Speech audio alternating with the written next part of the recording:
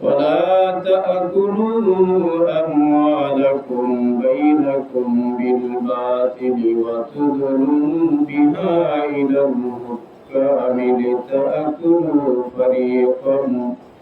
فريقا من أموال الناس بالإثم وأنتم تعلمون আল্লাহ রাব্বুল আলামিন বলেন ওয়ালা তাকুলু আমওয়ালাকুম তোমরা পরস্পরের সম্পদকে বাইনাকুম বিল বাতিলি অন্যায় পন্থায় ভক্ষণ করো না ওয়াতুদুলু বিহা ইলাল হুকাম এবং পরস্পরের সম্পদকে অন্যায়ভাবে ভক্ষণ করার জন্য তোমরা বিষয়টাকে হাকিমের কাছে বিচারকের কাছে নিয়ে যেও না فريقا من أموال الناس بالإثم وأنتم تعلمون মানুষের মধ্যে এমন কিছু মানুষ আছে যারা মানুষের সম্পদকে অন্যায়ভাবে ভক্ষণ করার জন্য বিষয়টাকে হাকিমের কাছে নিয়ে যায়, সালিসের কাছে নিয়ে যায়। আল্লাহ রাব্বুল আলামিন বলেন তোমরা যে অন্যায়ভাবে মানুষের সম্পদ ভক্ষণ করো এটি থেকে অবশ্যই তোমাদেরকে ফিরে থাকতে হবে। যদি তোমরা সেটাকে বোঝো। আল্লাহ রাব্বুল আলামিন বলেন অন্যায়ভাবে মানুষের সম্পদ ভক্ষণ করার কোনো দরকার নাই, কারণ আমি আল্লাহ রাব্বুল আলামিন হালালভাবে তোমাকে রিজিকের ব্যবস্থা করে দিতে পারি। আমি আল্লাহ রাব্বুল আলামিন সমস্ত বিষয়ে ক্ষমতাশীল। আল্লাহ রাব্বুল আলামিন কেমনে সমস্ত বিষয়ে ক্ষমতাশীল তার সামনের আয়াতে আসতেছে ইয়াসআলুনাকা আনিল আহিল্লা। সাহাবায়ে কেরাম নবী করিম সাল্লাল্লাহু আলাইহি ওয়াসাল্লামকে প্রশ্ন করলেন, হে প্রিয় হাবিব, চাঁদ সম্পর্কে আমাদেরকে অবহিত করুন, চাঁদের হ্রাস বৃদ্ধি সম্পর্কে আমাদেরকে জানায় দিন। আল্লাহর হাবিব জনাবে রাসূলুল্লাহ সাল্লাল্লাহু আলাইহি ওয়াসাল্লাম বললেন, قل هي مواقيت للناس والحج। চাঁদ তো আর কিছু নয়, চাঁদকে আমি মানুষের জন্য এজন্যই দিয়েছি যাতে করে মানুষ এই চাঁদ দিয়ে মাস গণনা করতে পারে এবং হজের দিন সমূহ নির্ধারণ করতে পারে। আল্লাহ রাব্বুল আলামিন বলেন ওয়ালাইসাল বিররু বিআন তাআতুল বুয়ুতা মিন যুহুরিহা। আল্লাহ রাব্বুল আলামিন হারাম সম্পর্কে অবহিত করার পরে চাঁদের কথা কেন বললেন? আল্লাহ রাব্বুল আলামিন এখানে তার কুদরত বুঝাইতে চাইলেন। আল্লাহ রাব্বুল আলামিন এই চাঁদকে 28টি মঞ্জিলে পরিণত করেছেন। এক এক মঞ্জিলে যখন চাঁদ পৌঁছে যায় তখন তার আকার আকৃতি এক এক রকম হয়ে যায়।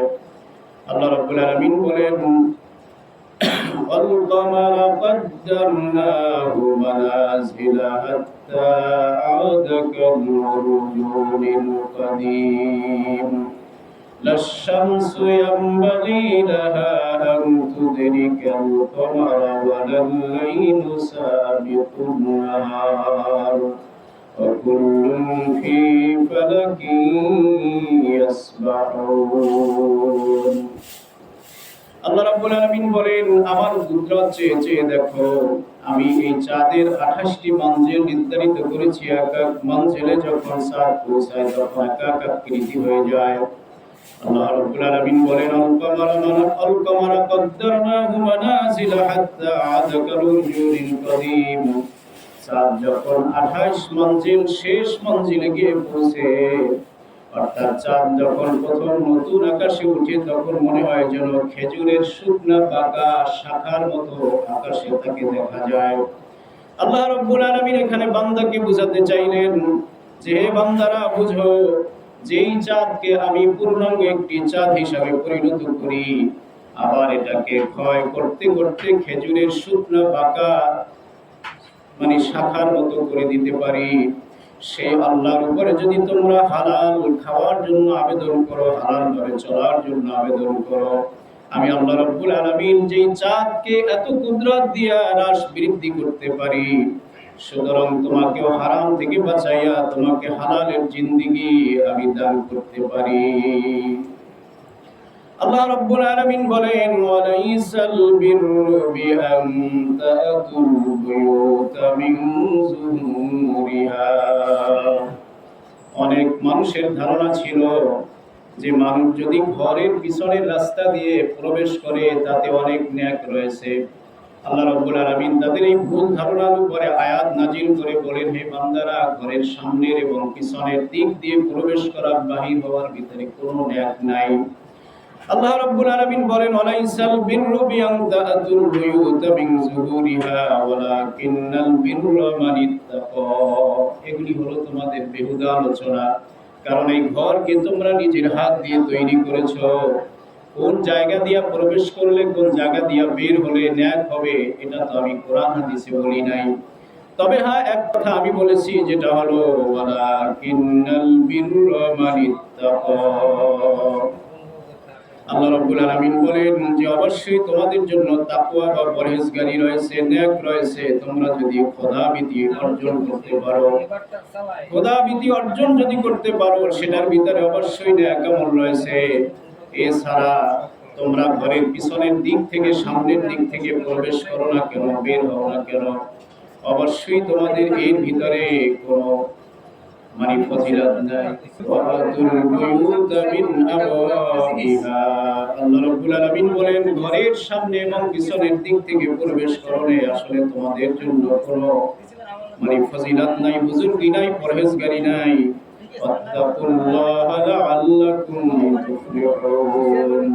বরং তোমরা আল্লাহ রাব্বুল আলামিনকে ভয় করে চলো। এই ভয় করে যদি চলতে পারো তাহলে তোমাদের জীবন ধন্য হয়ে যাবে। আমরা ওই জমানার মতো বিভিন্ন সময় এমন সমস্যায় জড়ায় পড়ি, সামান্য বিষয় নিয়ে আমরা এত বাড়াবাড়ি করি, যেই বাড়াবাড়ির ভিতরে আসলে আমাদের কোনো কল্যাণ নাই, আমাদের কোনো ফজিলত নাই, আমাদের কোনো বুজুর্গি নাই। কিন্তু আসল বুজুর্গি হলো তাকওয়া অবলম্বন করার ভিতরে। আল্লাহ রাব্বুল আলামিন বলেন, ইন্না আকরামাকুম ইনদাল্লাহি আতকাকুম। নিশ্চয় আমার কাছে সম্মানিত হলো ওই ব্যক্তি, যে ব্যক্তি আমি আল্লাহ রাব্বুল আলামিনকে সব চাইতে বেশি ভয় করে চলে। আমরাও দুনিয়াতে বেহুদা বিষয় নিয়ে জড়ায় পড়ি। অনেক সময় মনে করি সম্পদশীল হতে পারলে বুঝি মর্যাদাশীল হওয়া যাবে, নেতৃত্ব দিতে পারলে বুঝি মর্যাদাশীল হওয়া যাবে। বিভিন্ন জিনিস নিয়ে আমরা মর্যাদাশীল হওয়ার কথা মনে করি। আল্লাহ রাব্বুল আলামিন সাফ জানাই দিলেন, মর্যাদাশীল হতে হলে অবশ্যই তোমাকে আমি আল্লাহকে ভয় করে চলতে হবে। এছাড়া তুমি যত লাইনে নিজেকে মর্যাদাশীল হওয়ার জন্য চেষ্টা করো, তুমি শুধু বারবার বিফলই হবে, সফলতা অর্জন করতে পারবে না। আল্লাহ রাব্বুল আলামিন সফল হওয়ার জন্য আরো একটি কথা আমাদেরকে নির্দেশ দিচ্ছেন, وقاتلوا في سبيل الله الذين يقاتلونكم ولا تعتدوا। আল্লাহ রাব্বুল আলামিন বলেন, সফলতা অর্জন করার জন্য তোমাদেরকে আরেকটা পথ আমি বাতাই দিচ্ছি, সেটা হলো কাফেরদের বিরুদ্ধে, মুশরিকদের বিরুদ্ধে তোমরা জিহাদ করবে। জিহাদ যদি করো তাহলে তোমাদের জীবন সফল হয়ে যাবে। আজকে মুসলমানদের জিহাদ থেকে ফিরে আসার কারণে যত অধঃপতন আমাদের শুরু হয়ে গেছে, কাফেরদের মুশরিকদের হাতে আমরা মাইর খাওয়া শুরু করে দিয়েছি। আল্লাহ তাআলা জিহাদের বিধান কেন করলেন? জিহাদ যদি আমরা সাহাবায়ে কেরামদের মতো, রাসূলের যুগের মতো আজ পর্যন্ত অব্যাহত রাখতাম, তাহলে আমাদের সামনে কাফের মুশরিকেরা অস্ত্র ধরা তো দূরের কথা, চোখ তুলে কথা বলতে সাহস পেত না। আইয়ামে জাহিলিয়ার যুগে মানুষ যার যার পছন্দ মতো জীবন যাপন করা শুরু করে দিয়েছিল।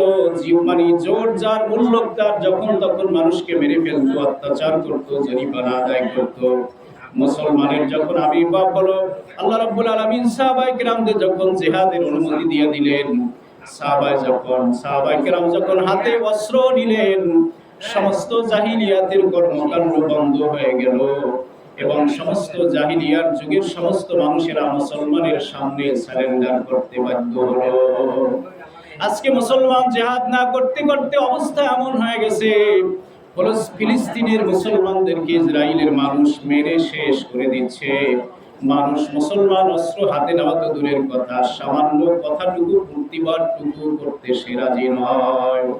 এজন্য আল্লাহ রাব্বুল আলামিন বলেন, যতক্ষণ পর্যন্ত মুসলমান আগের মতো আবার তোমার হাতে তুমি অস্ত্র তুলে না নিতে পারবে, জিহাদে ঝাঁপায় না করতে পারবে ততক্ষণ পর্যন্ত মুক্তির কোনো আশা তুমি করতে পারো না। আজকে আমরা ইতিহাসকে ভুলে গিয়েছি। প্রত্যেকটা মসজিদে আজকে মেহরাব আছে। কেন এই মেহরাব তৈরি করা হলো?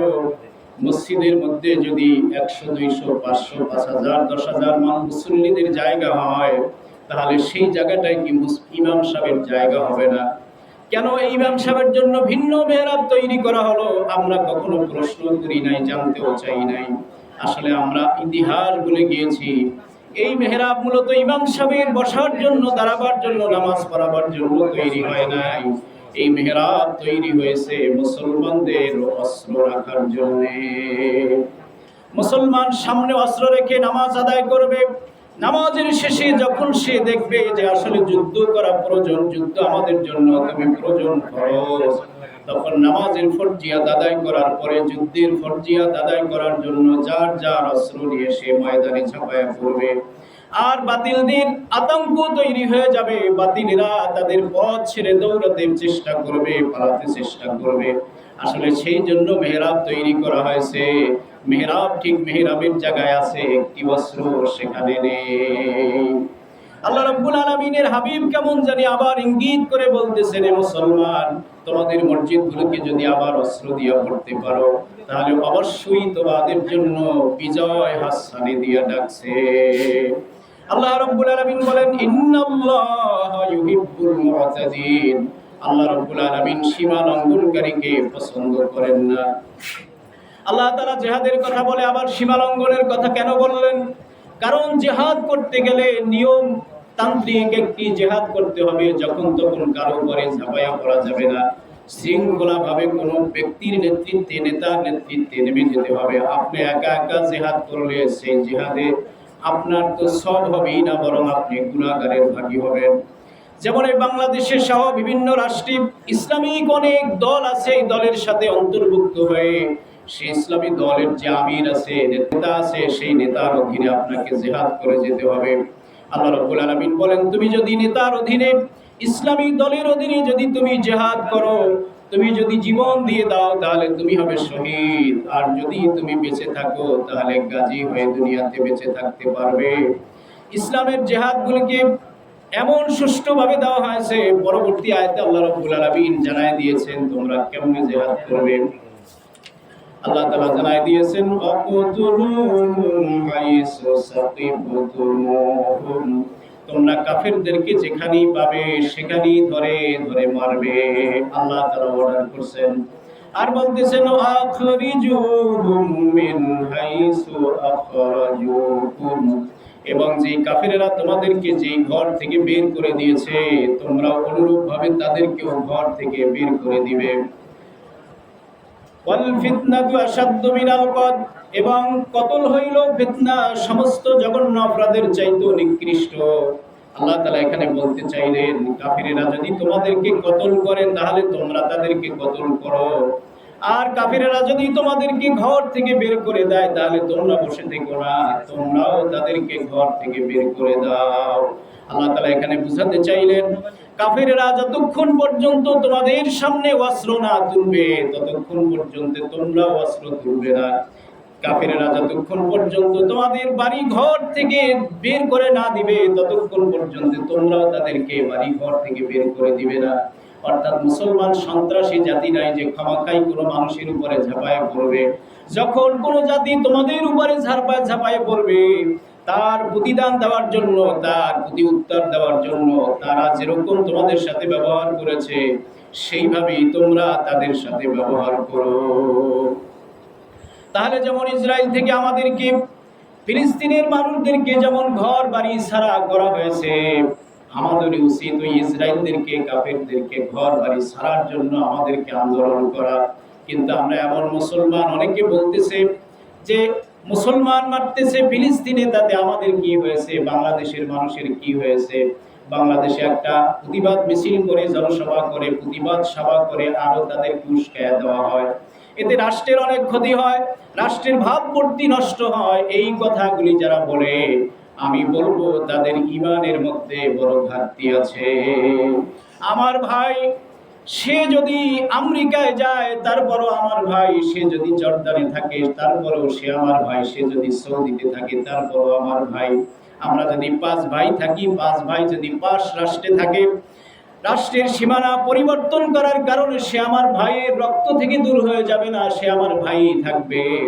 তাহলে মুসলমান যদি আমার ভাই হয়, সে যে রাষ্ট্রেই থাকুক না কেন, সে সেই অবস্থায় আমার ভাই। সেই ভাইয়ের উপরে যখন কোনো মানুষ আঙ্গুল জাগাবে, তার আঙ্গুলটা কেটে দেওয়া হলো ভাইয়ের অধিকার।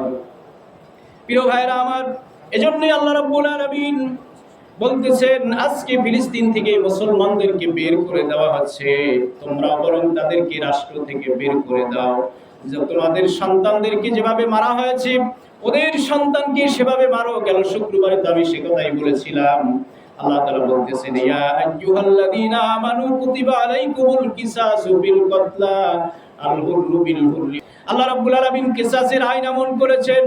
তোমাদের মধ্য থেকে কোন স্বাধীন ব্যক্তিকে যদি মেরে ফেলে, তাহলে তাদের মধ্য থেকে একজনকে তোমরা মেরে ফেলো। তোমাদের মধ্য থেকে যদি 10 জনকে তারা মেরে ফেলে, তাদের মধ্য থেকে 10 জনকে মারো। তারা যদি তোমাদেরকে ঘর থেকে বের করে দেয়, তাহলে তোমরাও তাদেরকে ঘর থেকে বের করে দাও। যে আল্লাহ তাআলা আমাদেরকে অনুমতি দিয়েছেন, আমরা কেন ভয় পাই? আল্লাহ বলেছেন, আমার হুকুম মেনে সামনে অগ্রসর হলে তোমাকে সাহায্য করার দায়িত্ব আমি আল্লাহ তাআলার হয়ে যায়। এজন্য আল্লাহ রাব্বুল আলামিন বলতেছেন, তোমাদেরকে যেভাবে ঘর থেকে বের করা হয়েছে, তোমরা সেভাবেই ঘর থেকে বের করো। ওয়ালা তুকাতিলুহুম ইনদাল মাসজিদিল হারামি হাত্তা ইউকাতিলুকুম ফীহি। তবে আল্লাহ তাআলা বলতেছেন, সারা দুনিয়ার সব জায়গায় যুদ্ধ বিগ্রহ করো, কিন্তু বাইতুল্লাহর সামনে, কাবা ঘরের সামনে যে মেইন চত্বর আছে, এরিয়ার মধ্যে তোমরা যুদ্ধ বিগ্রহ করো না। কারণ আল্লাহ তাআলা বলতেছেন, ওয়াহাদাল বালাদিল আমিন। পৃথিবীতে সবচেয়ে নিরাপদ জায়গা হলো সৌদি আরবের এই বাইতুল্লাহ শরীফের চার চত্বরের যত জায়গা আছে, এই জায়গাটাকে আল্লাহ তাআলা যুদ্ধের জন্য হারাম করে দিয়েছেন, রক্তপাত নিষেধ করেছেন।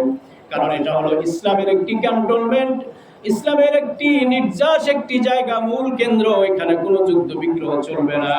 আল্লাহ তাআলা বলতেছেন, তবে হ্যাঁ, ফাইন কাতালুকুম ফাকতুলুহুম, তবে হ্যাঁ, কোনো কাফের যদি এই বাইতুল্লাহ শরীফের চত্বরে গিয়া তোমাদেরকে আহত করে, তোমাদেরকে জখম করে, তোমাদেরকে আক্রমণ করে, তাহলে কাযালিকা জাযাউল কাফিরিন, তবে তাহলে তোমরা তাদের বিরুদ্ধে লেগে যাও। অর্থাৎ সেখানে জিহাদ করা নিষেধ। তারপর আল্লাহ তাআলা বলতেছেন, যদি সেখানে গিয়েও তারা তোমাদের বিরুদ্ধে অস্ত্র তুলে, তাহলে তোমরাও সেখানে তাদের বিরুদ্ধে অস্ত্র তুলে। এর মানে এই নয় যে সেখানে যুদ্ধ করা হারাম, তারা তোমাদেরকে মারবে আর তোমরা চেয়ে চেয়ে দেখবে, এমন নয়। অর্থাৎ আল্লাহ তাআলা সর্ব অবস্থাতেই যখন তারা আঘাত করবে, তাদেরকে আঘাত করার জন্য আমাদেরকে আল্লাহ তাআলা উৎসাহিত করেছেন। আর সেই উৎসাহিত না হওয়ার কারণে আমরা বসে বসে মসজিদের কোনায় বসে দোয়া করতেছি চোখের পানি ফালাইয়া, রব্বুল আলামিন তুমি ফিলিস্তিনবাসীদেরকে হেফাজত করো, তাদেরকে বিজয় দান করো।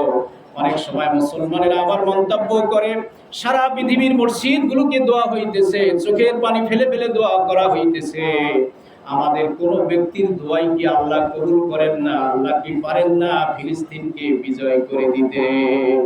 আল্লাহ তাআলা আবার সেই ফিলিস্তিনকে বিজয় করতে পারেন, এটা মুহূর্তের ব্যাপার। কিন্তু আল্লাহ রাব্বুল আলামিন যে জিহাদ করার জন্য মুসলমানদেরকে বলছেন, এই জিহাদে যতক্ষণ পর্যন্ত তারা ঝাঁপিয়ে না পড়বে, ততক্ষণ পর্যন্ত আল্লাহ তাআলা মুসলমানদেরকে বিজয় দান করবেন না। যখনই তারা যুদ্ধে বের হয়ে পড়বে, তারা দুর্বল হলেও তাদেরকে আল্লাহ সাহায্য করবেন, মুসলমানদেরকে আল্লাহ বিজয় দান করে দিবেন। আল্লাহ তাআলা বলতেছেন, ফাইনিন তাহাউ ফাইন্নাল্লাহা গফুরুর রহিম। আল্লাহ তাআলা বলতেছেন, যদি বিধান কারণ সম্মতভাবে তোমরা জিহাদ থেকে বিরত থাকো, কারণ জিহাদ অনেক সময় করা ফরজ, আবার ওয়াজিব, আবার মুস্তাহাব, আবার না করাটাও ফরজ। আল্লাহ তাআলা সব সময় জিহাদ করার জন্য বলেন নাই। আল্লাহ তাআলা বলতেছেন, আমার হুকুমগুলি যদি তোমরা মেনে নিতে পারো, তাহলে অবশ্যই এর ভিতরেই রয়েছে তোমাদের কল্যাণ, এবং এই কারণে আমি তোমাদেরকে ক্ষমা করে দিব, আর আমি হলাম রহমানুর রহিম। আল্লাহ রাব্বুল আলামিন জিহাদ করাকে কতক্ষণ পর্যন্ত ফরজ করে দিয়েছেন? আমরা কে দিকে তাকাই? আসলে কোরআনের আলোচনা হচ্ছে, আমাদের এই আলোচনার চাইতে কোনো আলোচনাটাই বড়। আমরা কোরআনের আলোচনা শুনি, এরপরে যত কথা আমাদের বলার দরকার সব কথাগুলি আমরা বলবো। এই কথার মধ্যে আল্লাহ বরকত দান করবেন। ওয়াকাতিলুহুম হাত্তা লা তাকুনা ফিতনাতুন ওয়া ইয়াকুনা আদ-দীনু লিল্লাহ। আমার একটা আশা, মানুষ কোরআনের তাফসীর বুঝতেছে না। আমি এটা একটা আশা করেছি যে আমি কোরআনের 30 পারা কোরআন শরীফের তাফসীর করব। আমার মাদ্রাসাতে সেটা আমি শুরু করেছি। সূরা বাকারার 183 নাম্বার 88 নাম্বার পর্যন্ত হয়েছে, এভাবে ধারাবাহিকভাবে চলতে থাকবে। আমি যেটা লক্ষ্য করছি, মসজিদের মুসল্লিরা এই তাফসীর করার সময় কথা বলে অন্যমনস্ক হয়। এই দুটি আপনাদের না আমার, কারণ হলো কোরআনের তাফসীরের স্বাদ মজা তারা এখনো বুঝতে পারেনি। কারণ যে কোনো জিনিসের মজা স্বাদ যদি না বুঝে তাহলে কথা বলবে এটাই স্বাভাবিক, অন্যদিকে তাকাবে এটাই স্বাভাবিক। তাহলে আমি চেষ্টা করব যে আপনারা যাতে কোরআন শরীফের মজাটা বুঝতে পারেন। আমি এরকম একটা অবস্থান তৈরি করতে চাই যে আপনারা অপেক্ষায় থাকবেন যে শুক্রবার দিন কখন আসবে আর তাফসীর কখন শুনবেন। ইনশাআল্লাহ সেইভাবে আমি কিতাব সংগ্রহ করতেছি, আমি বই মোতালা করতেছি। আপনারা দোয়া করবেন শুধু। আমি এটা আল্লাহর উপরে ভরসা করেই চলতেছি, বলতেছি, কারণ কোরআনের মধ্যে তো আল্লাহ মজা রাখছেন অবশ্যই। কারণ হলো আব্বাসী হুজুর রহমাতুল্লাহ আলাইহি যখন কোরআনের তাফসীর করতেন তখন মানুষ বলা হয়েছে যে প্রস্রাব পায়খানার কথাও ভুলে যেত। বলতে পারেন যে হুজুর আপনি তো আর আব্বাসী হুজুর না। আমি আব্বাসী হুজুর না হতে পারি, কিন্তু আব্বাসী হুজুর যেই কোরআন দিয়ে কথা বলতেন সেই কোরআনটা আর আমি যে সামনে নিয়েছি এটার মধ্যে কোনো পার্থক্য আছে কি? একই কোরআন। তাহলে আমি যেই হই না কেন, আসলে আমি যদি প্রকৃতভাবে মানুষদেরকে কোরআনের মজাগুলি বুঝাই দিতে পারি তাহলে অবশ্যই আমরা যেভাবে অপেক্ষায় থাকতাম যে এই নিশান বাড়িয়াতে আব্বাসী হুজুর রহমতুল্লাহ আলাইহি, তখন তো রহমতুল্লাহ আলাইহি ছিলেন না, জীবিত ছিলেন, যে কখন তার মাহফিল আসবে আর আমরা শুনবো। কোরআনের সার নির্যাস নিয়ে যারা আসলে চেষ্টা করে আল্লাহ তাআলা তাদেরকে বুঝাবার তৌফিকও দান করেন। আব্বাসী হুজুর রহমতুল্লাহ আলাইহির জীবনভর চেষ্টা ছিল কোরআনকে কিভাবে মানুষের কাছে বুঝাই দেওয়া যায়, ছড়াইয়া দেওয়া যায়, এই চেষ্টাই তিনি আজীবন করেছেন। বিধায় আল্লাহ তাআলা তার মধ্যে এমন এলেম দিয়েছিলেন, এমন মজা দিয়েছিলেন তার কথায়, যে জাতি তার কথা শোনার জন্য পাগল পারা হয়ে গিয়েছিলেন। এজন্য আমরা যদি কোরআনের মহব্বতকারী হই, অবশ্যই আল্লাহ তাআলা আমাদেরকে মজা বুঝার তৌফিক দিবেন। আমি মাত্র একটা কথা বলি শেষ করব, যে আজকে আমাদের অধঃপতনের কারণটা কোথায়, সে কথাই আমি বলে শেষ করব। আল্লাহ তাআলা বলতেছেন ওয়াকাতিলুহুম হাত্তা লা তাকুনা ফিতনাতুন ওয়া ইয়াকুনা ad-দীনা লিল্লাহ। আল্লাহ রাব্বুল আলামিন জিহাদ করার জন্য বলেছেন ততক্ষণ পর্যন্ত যার যার দেশে যার যার সীমানার মধ্যে ইসলামের পতাকা উড্ডীয়মান না হয়, ততক্ষণ পর্যন্ত আল্লাহ তাআলা জিহাদ করাকে ফরজ করে দিয়েছেন। এটা একটা যুক্তির বিষয়। যেমন আমরা কোনো বিষয় একটা সালিশি বসেছি, যেমন গেল শুক্রবারে একটা মীমাংসার একটা বৈঠক হয়েছিল, উদাহরণস্বরূপ আমি বলি। অর্থাৎ আমরা গেল শুক্রবারে 2টা 2:30টা পর্যন্ত নামাজের সময় দিয়েছিলাম। কি জন্য? যে যতক্ষণ পর্যন্ত বিষয়টা ফয়সালা না হয়। কথাটা ভালো করে বুঝবেন, কারণ এটা আমরা বলি নাই যে না এখন নামাজ পড়েন আবার আগামী শুক্রবার বসবো। আমরা কেন বলি নাই? যে আমরা যে বিষয়টা নিয়ে বসেছি না, বিষয়টা আগে ফয়সালা করি। আমরা দুনিয়ার বিষয়ে যখন কোনো ফয়সালায় বসি, ফয়সালাটা চূড়ান্ত না হওয়া পর্যন্ত সেখানে আমরা উঠি না। আমাদের ক্ষুধা লাগুক, আমাদের সময় লাগুক, যা লাগুক, ক্লান্ত লাগুক না কেন, আমাদের চূড়ান্ত বিষয়টা ফয়সালা না হওয়া পর্যন্ত আমরা সেখান থেকে উঠি না। আল্লাহ তাআলা আমাদেরকে বুঝাই দিয়েছেন, মুসলমান তোমার তো চূড়ান্ত একটি টার্গেট থাকা দরকার, যে আমার দেশে যতক্ষণ পর্যন্ত ইসলামের পতাকা আকাশে উড্ডীয়মান না হয় ততক্ষণ পর্যন্ত জিহাদ করা আমাদের জন্য ফরজ।